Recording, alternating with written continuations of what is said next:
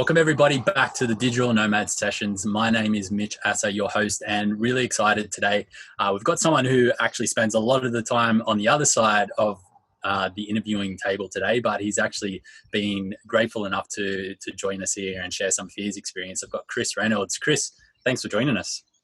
Hey, thanks for having me on the summit, Mitch. I'm excited to be here. Absolutely. And I'm really excited to speak with you for many different reasons. Firstly, because you do have a huge amount of experience of interviewing other people. But secondly, you're talking about one of my favorite topics. And I'm going to introduce that to everyone at home in a minute. But for everyone at home who doesn't know much about Chris yet and wants to catch up and learn a little bit more about him, here's what I can tell you. So Chris Reynolds is a lifestyle entrepreneur, international speaker, and founder of The Business Method and Get Shit Done Live. The Business Method and Get Shit Done Live both help entrepreneurs grow their businesses rapidly using high performance productivity techniques. Chris has been a location independent entrepreneur for almost 9 years and traveling the world consistently during that time. Over the years, he has spoken in 5 different countries, created business accelerators in Spain, Brazil, and Thailand, while interviewing more than 300 successful entrepreneurs and higher caliber people. Now, the reason why I'm so excited about today's topic is we're talking about high performance productivity. I'm someone who loves to be productive.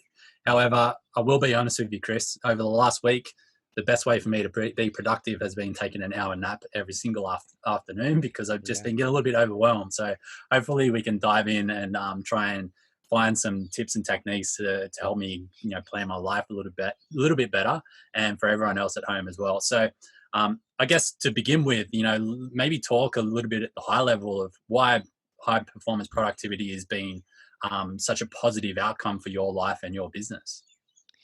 Well, if we can dumb down high performance and productivity, the reason why I think it's important for all of us and so many of us is we when we get up in the morning, we all have these fears that we're doing our regular day or doing the things that we do in a regular day that we're trying to address. And it's really like, how can I live a better life? How can I have better relationships? How can I make more money? How can I advance in my career?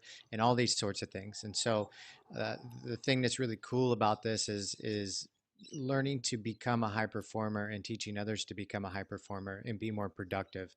It really helps people live a better life, and that's all we want at the end of the day, at the beginning of the day when we wake up,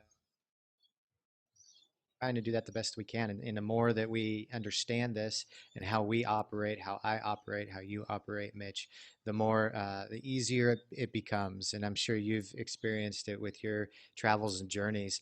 All you need is a van to be happy, and you can hop around. And as long as you got your laptop, your van, and some Wi-Fi and some good people, I imagine you're pretty happy. And that's really all it takes. Is sometimes it takes decades to figure out for people to figure out that they really need only a few simple things to be very happy in their lives. And so that's what I enjoy about it, and I think that's the importance of it and why people keep talking about it these days more often. Yeah, 100%. I really like that answer. And I guess, I think a lot of people who are watching this right now would be in the same position. There's a lot of people out there who want to build big businesses to make a lot of money, and that's totally cool. But I think, the people we're speaking to right now, and potentially you'll be the same type of person as me, Chris, where we're trying to build a business that fuels our lifestyle, and we love to get out and explore and adventure and not spend the entire day behind the computer. So we want to be as productive as possible, I guess. Yeah, Um, yeah, absolutely, absolutely. And it's so true. Like there's so many entrepreneurs that go for, I guess you could say, the gold and build those big businesses.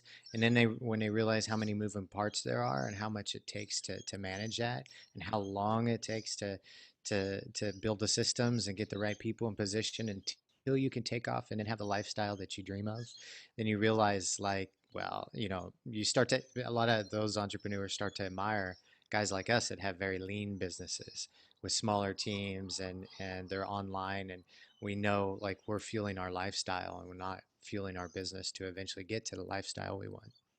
100%, definitely. Mhm. So, Chris, before we do dive into some of your productivity tips and or your system, so to speak, um, have you always been a productive person? I've always been a hard worker, I guess you could say. Like where I grew up in the middle of America, it was just in our culture to get up early and work late if you have to, and to be on time and to be disciplined with that. So I think I've always had the drive to get better at the things that I want to learn and to become better, and just become better in whatever I'm working in. Really, the idea of high performance and being productive didn't even come into my mind until, I don't know, somewhere around 2007 or 2008 when I started being an entrepreneur and I realized the importance of being productive, the amount of time you take off and the amount, even if you are, taking time off throughout, from work, then it's time that's really going to help refuel you. So when you sit back down to the computer, when you get the ideas, so you can then have more passion when you are working in your business, right? And I think that the honest answer is no, but like I've always had a drive in me to be productive in some sort of way, or at least constructive in some sort of way. Yeah, sure. And yeah, I think that's a really important point to make as well, because like for me, I'm the same. Like I've always been a driven person, but productivity, I think, is a different thing. Maybe it's a good time to sort of distinguish what that means. What does productivity actually mean for you? Yeah, that's a really good question. I think for me personally, it means maximizing the things in our life that give us the most important impact, or they give the best results for the impact and the priorities in our lives, right? And so when we teach and coach about productivity with our clients, a lot of times it's not about doing more. It's not, actually, it's never about doing more. It's about finding the things that you can do that can be much more impactful in your life. And then you get better results. And then you're actually more productive by doing less. And so a lot of times it's about weeding out the things, taking the time to figure out what you need to take out of your life. And the older I get, and I'm sure you're similar, Mitch. Like the older I get, the more I really believe a healthy and fulfilling life is doing less better. And so productivity really gets dumbed down to that. Is like, what are the few things that you can do that have a huge impact in your life? That's so good. Doing less better. That's probably going to be my mantra for 2020. I think Yeah. it's definitely something that I need to continue to work on. Yeah, but yeah, I love that answer. That's really amazing. So let's dive into some of those tips that you do have, or the system. If we want to break that down, like we've got a lot of digital nomads or aspiring digital nomads watching right now. Where would be the first place that you would get them started on this journey? Well, that's a good question. I think like it depends on the situation you're at. There's a lot of people like me. When I realized I wanted to be a digital nomad, I just booked a ticket, a one-way ticket, and I drew the line in the sand, burned the bridges behind me, and I said, I'm going. I'm gonna make this happen. I had and on like some websites that were pulling a little bit of money, but not even enough to live off of really. And I just had some savings, and I'm like, I'm going to make this happen. So for a lot of people, like, your solution is just to book a one-way ticket, and you're going to start figuring out the plans to make that happen. For other people that are still, you're working in your jobs and you kind of admire this lifestyle, it's a good idea to one, see if you can figure out how to work remotely or get a type of remote job that makes it much easier, or do extended vacations where like workations where you're taking time away from work but still working and traveling, so you can start to integrate that. So I don't think there's any one great place to, I can give some resources if that's what you're interested in, about like where to start checking things out to learn more about the lifestyle and to be a digital nomad. But everybody has like a different like if you have children, it's a much different game, or if you're in a relationship, and if you have a bunch of things that you're paying on a month-to-month basis back at home, like a car and a mortgage and insurance and all that, the things you don't need when you do travel long term. And so does that answer your question, Mitch? Or are you looking for more like specific resources? Yeah, no, no, that's good. So, yeah, let's say people are on their way to becoming a digital nomad, and they feel like they're not getting enough done throughout the day and not being as productive as they could be, Hmm. what are some of the things that they can do to really amplify that in their life? I think is one great easy thing to do is like whatever your goal is, if it is to be a digital nomad, um, take at least 20 minutes per day in working on that goal. Like say you have a 9 to 5 back home and you've got a lot of things going on, and the first step is just taking 20 minutes per day and start working towards that. In the first few days, you won't see much progress, but really after 2 weeks, you start to see some momentum towards that. If you can afford more time, great, do it. But if not, like just start at 20 minutes a day. When I wanted to learn about investing, a mentor told me the exact same thing. He said, all you have to do is start doing research 20 minutes a day. And over 6 months, I was blown away by like how much knowledge I had about investing. So that's a really good productive habit to get into. But you can check out blogs, follow Mitch and the way he lives and the things that he does. But like blogs or resources like DNX is a great community. There's another community, the Dynamite Circle. There's all different types of resources out there online. The 4 Hour Work Week is the Bible for the digital nomadism, and all of those are great starting points. Absolutely, definitely. So, I guess maybe let's continue. You just mentioned the 4 hour work week there for a second. One of the ways that I've found to increase my productivity, at least once you start making money, is to start outsourcing a little bit. So, do you have any tips in terms of that? Of like, if we're going to be more productive and more effective with our time, what are some of the first jobs that we should be outsourcing once we do get a bit of momentum in our business? And yeah, maybe take it away on that topic for a moment. Absolutely. Outsource the work that you don't want to do or you don't like doing. You know, the most aggravating work are the ones that are causing the most stress in your life.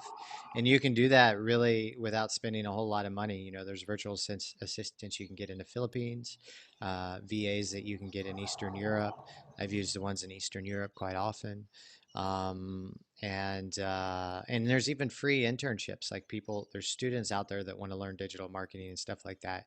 um, genm.co is a website that offers internships for people, online internships, and for people that want them. So you can look for an intern there. So, but like what I do is like, I'm a podcaster, right? So the things I love the interviews. I love finding the person I want to interview. I love connecting with them and then setting the interview up. What I don't like is after the interview is done, then like all the editing and getting everything ready and preparing a newsletter, like that stuff. I mean, it's not that I dislike it, but it's just miscellaneous work that I just don't really need to be doing. And so I have a person that handles all that. And so the things like double down on the things you're great at. Like if you're good at marketing, if you're good at, um, analyzing, like double down on those things. But if you're not good at the accounting side of things, outsource that. If you're not good at the technical side of things, outsource that. So like the software, I have to outsource the analyzing, like the accounting, like all that stuff's difficult for me. But for me, I'm good at marketing, I'm promoting and supporting and building a community. So I focus on that and do my best to outsource everything else. Yeah, it's such a big learning point, and it's something that took me way too long to figure out. Was All of us, yeah. I don't have to do everything, and sometimes that can be a bit of a challenge to let go of control. And I think that's probably one of the Right. biggest things that holds uh, digital entrepreneurs back. Would you say? Yeah, 100%. 100%. Yeah. Definitely. Awesome. Chris, another interesting question that I had pop up just a second ago was in terms of productivity. So we're specifically talking a little bit more about productivity in business right now, but have you made any lifestyle changes to be a little bit more productive in something that you do within your lifestyle that's also affected your business in a positive way as well? Yeah, there's three main things that I need on a daily basis to have like just awesome days, awesome, productive, on point days. I need I call them my MEPs: meditation, exercise, and planning. And so if I get my meditation every day, if I get my exercise every day, and if I get my planning every day, then I'm on point. Like there's less chance of me being stressed out. I can operate, on and be focused more hours during the day. I can sleep about 7 hours and not need a nap in the afternoon. And I can just be on point. And so as long as I get that, this kind of evolved over, years of figuring out like what works and what doesn't work.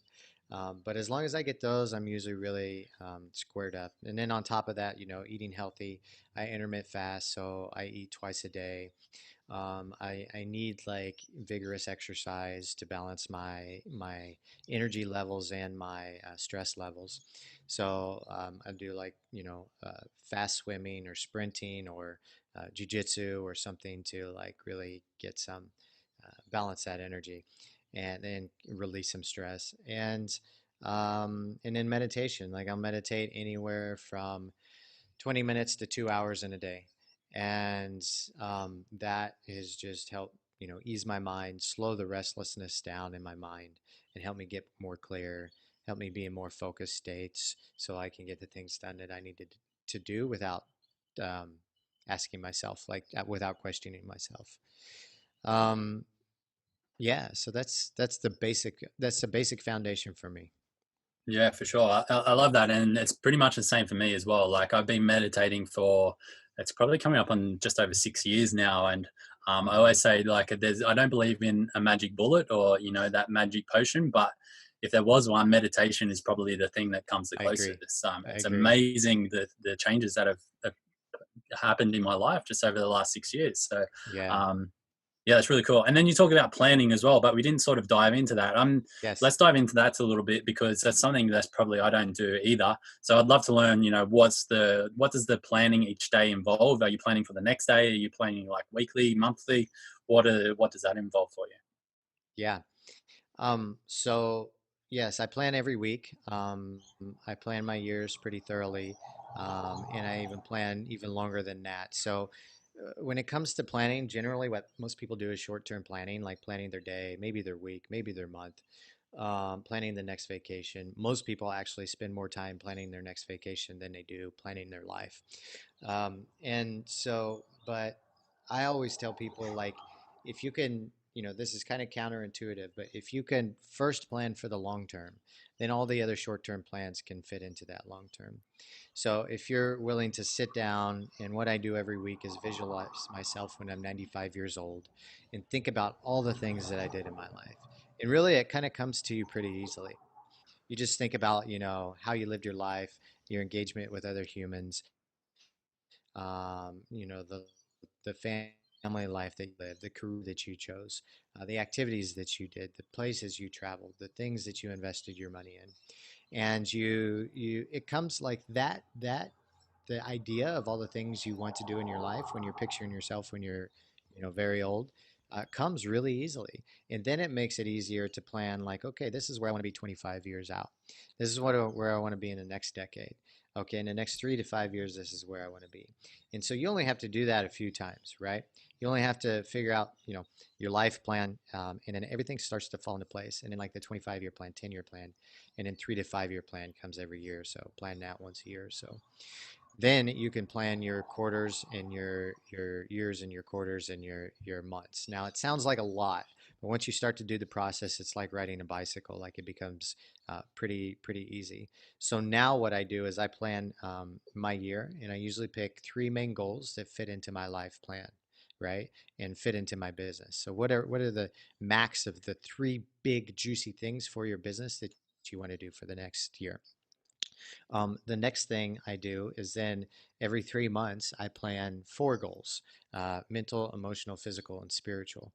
And then I have those four goals that keep me on target for my quarter. And so every Sunday night, what I do is I plan my week out. And when I plan my week out, I just look at my quarterly goals. Okay, what are the things I need to do this week that gets me closer to those quarterly goals?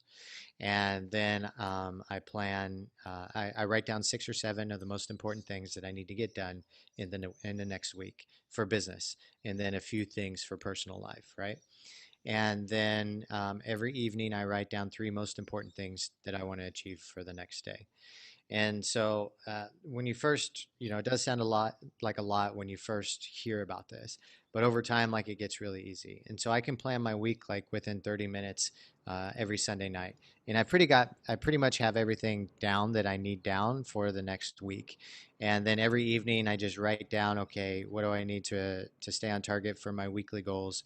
What do I need to achieve? The two or three things I need to achieve, right? And I usually try to achieve those before noon.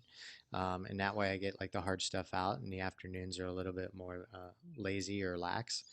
And that process I've done for, I don't know, somewhere over 10 years. And it just becomes habitual, and it becomes, I can, like we talked about, like I need my planning to be on target. Every morning when I wake up, I just open my planner and I say, okay, these are the things I need to work on. One, two, three. I already know. I know my meetings for the day, and then I can plan free time in between there as well. And so it works wonders. And then at the end of the week, you kind of recalculate, see all the things you got done, check off all the things, all the boxes, and it feels good too. Like it releases some cool neurochemicals in our body. It makes us feel good just by checking those boxes off. That's how I stay really productive. Like I stay in those boundaries, I stay with that planning system, and it works really, really well. Yeah, that's so good. I encourage everyone to really take note on this because something that I'm noticing here, Chris, is that where we originally set out to talk about productivity for business, right? But the pretty much everything we've talked about, from intermittent fasting to meditation to having goals emotionally, mentally, and spiritually, this holistic approach to productivity and to business that actually, in my belief, makes you feel more fulfilled as you're doing your work. It Hmm. also helps you with not burning out as you're doing your work, which so many entrepreneurs do. So yeah, I think, like, if there's people at home wondering why we're not talking about business stuff as such, this is the stuff that the top entrepreneurs are doing, whether they speak about it or not. And yeah, it's such a valuable lesson to learn. So is there anything else that you want to dive into at the moment, in terms of being more productive in our business or our life? No, I think like it helps for a lot of people to understand the basics of productivity and also the basics of a little bit of neuroscience, for so people understand like what's happening to their brains and their bodies when they get into like a focus flow state or when they're meditating and this sort of thing.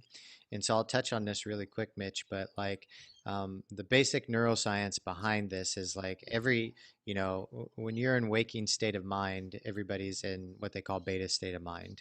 And that's where you feel the majority of anxiety and fear. But this is also important because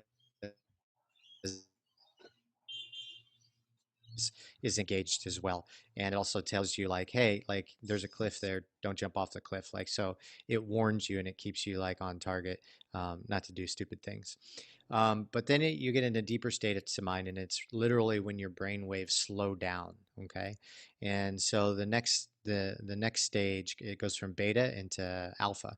And alpha state of mind is a little bit slower, like it's when you're taking a shower and you feel relaxed, or you're doing a walk and or a light meditation. And that's alpha state of mind. Even when you're like working and you kind of feel in the zone, and you can go even deeper into theta state of mind, which also comes from like deeper meditations or being more in the zone, to be in really focused, clear, focused states. And so those three states there will help you navigate. So if you're feeling like fear and anxiety and stress, what happens is your body releases a little cortisol. It's a stress hormone, and it makes you feel tense. It makes you feel worse. And then what follows is like the negative thoughts and the ideas, and it becomes a cycle, right? And if you can notice this in your body, if you can notice like when that stress comes up, and say, hey, whoa, whatever I'm doing right now is causing me some anxiety. It's causing me to stress out. To step back, take some deep breaths, do a little exercise, maybe some push ups, do something to get your mind off whatever activity it is that you're doing. You then can drop those brain waves into a deeper state of mind, be more relaxed and go back to whatever you were working on. Maybe go back to the computer, and be more focused. And so it's really easy, like just taking, 10 or 15 deep breaths can stop that fear and anxiety. And that's what stops you from going down those rabbit holes of negativity, which recreates that stress. And then that stressful mind, that restless mind will create restless and stressful actions, which then will create more drama or trauma or bad decision making in your life. And so it's as simple as that. And so if you understand that, when you feel that tension, that if you can slowly practice and learn the discipline of stopping that stressful activity and go do something that makes you just feel a little bit better for a few minutes, and then you can make a better decision. Then you can be more clear, you can have a more restful mind. You'll help your sleep, you'll help your relationships, it'll help your business decision making, it'll help everything. So yeah, I want to add that part too. Yeah, 100%. That's really good to know. I think stress is one of the silent killers in the modern day world. Yeah. So many of our diseases and digestive issues and fears and anxieties are because of the stresses in our lives. So yeah, I mean, the as much as we can reduce that, then it's definitely going to help. So, um, Chris, I guess next place I'd like to take this, are there any misconceptions or mistakes that you see people making when thinking about productivity, or starting to trying to use high performance productivity in their life? Yeah, a lot of people think it's just all about doing more, and it's not. It really, if you do less better and you focus on the really impactful things, you can do more, and you can have more free time, and you can have less stress in your life, and you can spend more time with your family and spend more time exercising. But it's not about doing more, and our restless minds will make us think and want to do more, more, more, more, more, more, more, right?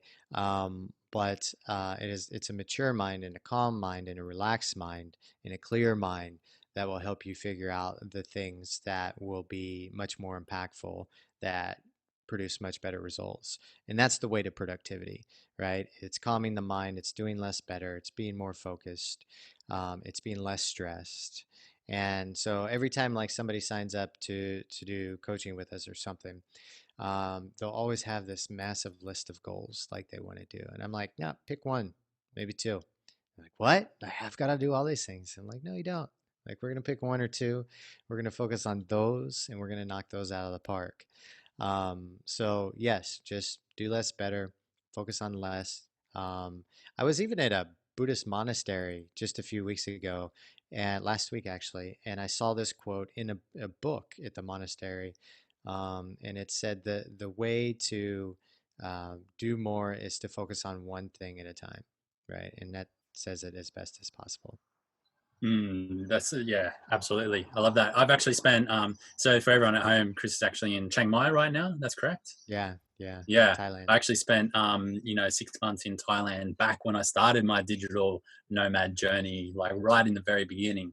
And that was one thing that I actually learned from being in Thailand is because so many of them are Buddhists, then they live very simple lives that seem to be a lot less stressful than the lives that we tend to live in the West. And that was a really valuable lesson for me to learn because while I was there trying to like start off my career and thinking I had to work 12 hours a day all day every day. Every time I go in for lunch next door with the Thai lady, she would like, okay, you need to like slow down and enjoy life more. And I was very naive back then to like, no, I need to make the money, but she was totally right. And yeah, I think, just being in those places like Southeast Asia, and there's probably, places like that in maybe Central America as well, that if you can be around that culture for a little while, there's actually some really valuable lessons that can be learned.